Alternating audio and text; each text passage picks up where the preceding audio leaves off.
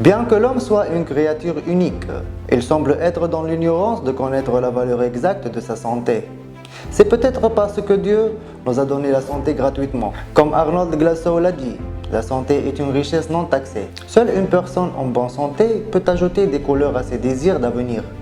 Une personne malsaine réduit ses désirs, ce qui peut engendrer de lourdes conséquences. La beauté des nations riches réside non seulement dans leur développement économique, mais aussi dans leurs citoyens en bonne santé. Une communauté saine est une ressource précieuse de la nation. Étant une créature rationnelle, la raison derrière une bonne santé de l'homme, c'est la bonne nourriture. Consommer la nourriture avec excès sans exercice mènera les humains à un avenir désespéré. Rappelez-vous, l'organe le plus bénéfique et le plus inquiétant de l'homme est son estomac. Alors que lorsque nous prenons des aliments avec un ajustement clair et ponctuel, notre cerveau se réveille pour marcher de façon énergique. Ici, nos pensées commencent à s'accroître. De nouvelles idées et désirs commencent à germer. La pauvreté et la surconsommation alimentaire créent l'oisivité chez l'homme et il tombe malade. Puis sa croissance se transforme en régression.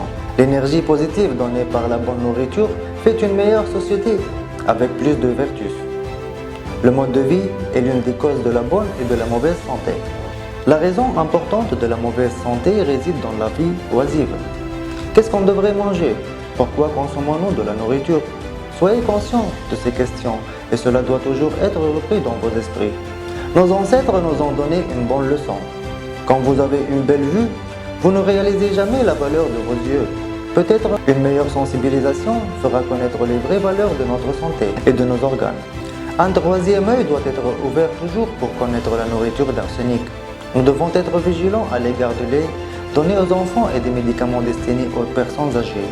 Toujours, cette conscience et cet esprit vigilant protégeront notre santé précieuse. Créons un changement substantiel dans notre mode de vie, des enfants aux personnes âgées. Il faut souligner la détermination à protéger notre santé. Construisons un nouvel avenir sans médicaments excessifs. Que nos enfants disent la terre est le vrai paradis.